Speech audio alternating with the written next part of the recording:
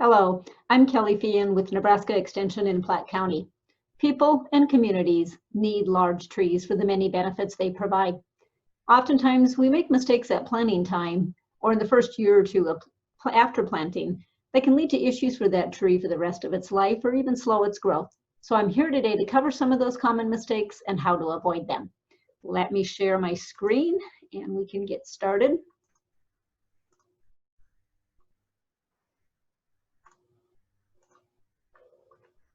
Okay, we'll dive right in. The common mistakes to avoid that I'll cover today is selecting the wrong tree, not dealing with girdling roots at planting, planting too deep, incorrect staking, too much pruning at planting, and over mulching or over watering. We always want to start with the right type and the right size tree. I'm not going to give you the names of some trees to plant, but 2 tips. Don't select trees that have really fast growth rate. It's an instinct to want to do that because we want to have that shade as quick as possible. But know that very fast growing trees tend to be the weaker wooded and have more brittle wood. Fast growth equals weaker wood. So trees like silver maple, some of our poplars, even cottonwoods, and even some willows grow very, very fast. So they do tend to have weaker wood and they're more susceptible to storm damage and sometimes other issues. They also tend to be overplanted. And you might be surprised if you follow the tips that I'm giving you today, that trees that are perceived as slower growing will grow much faster than we realize. Look for trees that are not overplanted in your area. This can lead to disease and insect issues. Once we have a lot of one type of tree, this just becomes more susceptible usually to diseases and insects. Great examples are the loss of American elm to Dutch elm disease, and now in the next 10 to 20 years, the loss of the majority of our ash to emerald ash borer. Part of the issue is overplanting. So look around your community. If you see something there is a lot of, consider a different type of tree. You want to start with not too large of a tree. Again, the instinct is if I start with a larger tree, I will get shade that much quicker. But it usually backfires on us because large trees suffer more transplant shock. And if they're moved in with a tree spade or they're dug and balled in burlap, they lose a large percentage of their root system. You plant them and it can take years for that root system to recover. The tree will usually just kind of sit there and not grow very much until the roots recover. So if we start with a smaller tree, we recommend about a 1.5 inch caliper. That's a measurement on the trunk about 12 inches above the ground. Or a smaller tree, maybe 6 foot, maybe 7 foot tall. That's still a pretty good sized tree. But if you start with that size tree, research has pretty much shown that that tree will catch up and surpass the other tree, at least if they're the same type of tree. We want to avoid those girdling roots and deal with them at planting time. Girdling roots that encircle that trunk or even other major roots can stress trees and slow their growth, lead to increased disease susceptibility. It can kill trees and it can increase the risk of wind throw as that tree grows. So when we buy trees in those plastic containers, we often see these circling roots, and we do tell people to cut those. This is a pretty major stress for that tree, but it's better to do it than to not do it. The other thing you can do is take your hands and kind of tease those roots and pull them out. So when you plant them in the planting hole, they're facing outward and hope that they don't continue to grow in a circle. Again, that's a stress for this tree, but it's better to do it than it is to not do it because we know there are major issues with girdling roots, especially as the tree gets to any size. A better method is these root trap bags. We are starting to see more of these on the market, and they're a great way to go if you can find them. This bag has air holes in it, so when those roots grow through those air holes, they're air pruned. And every time they're air pruned, you get more fibrous roots that are growing. So you have a root system that looks like this without those encircling roots that can turn into girdling roots. So you want this versus this, where you have a lot of circling roots. So if you can find some of these methods, these root bags or other similar methods, it's worth looking for them and it's a good choice to go. If not, starting with that smaller tree and cutting those girdling roots at planting is helpful. Don't plant too deep. This is a major mistake made at planting time. To avoid planting too deep, first you want to find that root flare, and I'll explain how to do that in the next slide.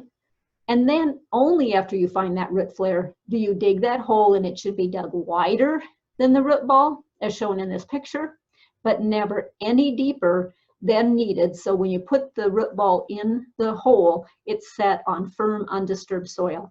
If you don't set it on firm, undisturbed soil, it's going to settle after planting, and even being planted as little as 1 to 2, 3 inches too deep is going to be a stress for that tree and slow its growth over the time period. So again, a wide planting hole, but not too deep.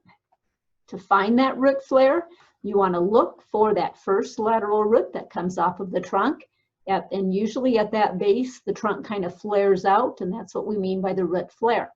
Now in this picture, this tree was planted this deep, either in its container or when it was balled and burlapped. So if we had gone ahead and planted it the same depth, it would have been close to 1 foot too deep, and that would have been a major issue. This tree may not have survived.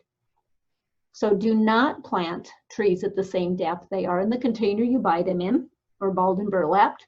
First, locate that root flare as I described, and only then dig a hole that's only deep enough so that root flare, after that root ball is set on firm soil, the root flare is still visible above ground, and that first lateral root is just below the ground level. If you look at the tree on the left here, this tree was planted at the correct depth, because as it grows, you can continue to see that root flare.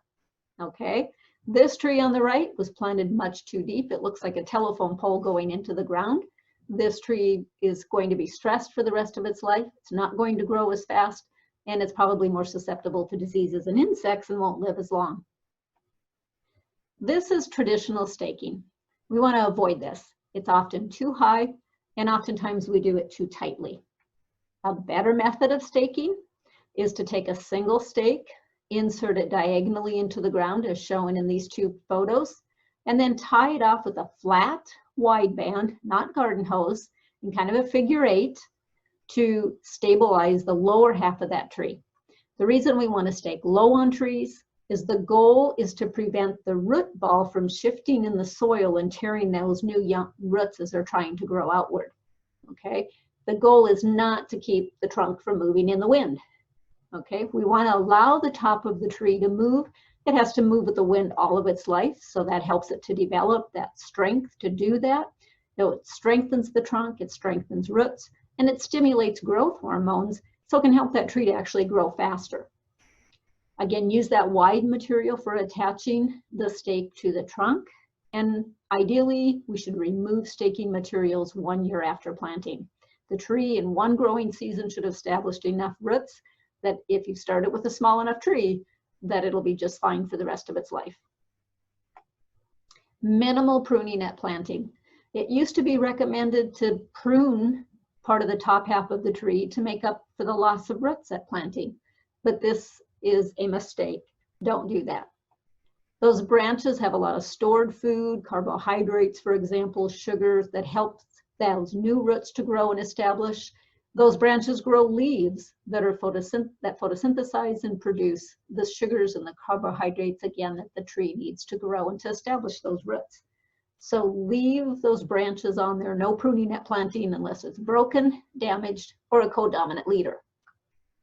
Leave the lower limbs. We know those lower limbs are going to have to be removed for head clearance, clearance during mowing, and so on, but leave them on the tree as long as possible. You can see in this tree had those lower branches removed. It helped to increase the caliper of that trunk. It's a very sturdy trunk, and that's a good thing. Just want to remove them before they reach about 1 inch or larger in diameter, so you don't create a larger wound that the tree has to deal with. So here's a tree that we purchased in a garden center. The instinct might be to snip these lower branches on, leave those on there as long as you can, but do remove one of these codominant leaders, okay? Because we want to avoid this. We see a lot of this in our communities. These trees are at a higher risk of storm damage. They get cracks in there, moisture gets in there, decay can get in there. So we do want to avoid this, and the time to do that is at planting or in that first year or two after the tree is planted. If you wait till it looks like this, it's too late. Correct mulching and watering. You've probably all heard about avoiding these mulch volcanoes. It's much too deep. and it's piled against the trunk where it holds moisture against that trunk, which can lead to maybe some decay issues. And rodents like voles love to get in there and gnaw on your trees as well. This is correctly mulched trees. You want to use an organic mulch such as wood chips. That's much better than landscape fabric and rocks that decrease the oxygenation in the soil. Tree roots need oxygen as much as they need water to establish quickly and help that tree grow faster. It should be only about 2 to 4 inches deep. If it's too deep, again, it reduces that oxygenation. And sometimes we get roots growing up in that mulch, and they can dry out in the summer or they can freeze in the winter. And that can be a stress for the tree and slow its growth. You want at least a 4 to 6 foot diameter ring around the tree. Again, those tree roots are growing outward.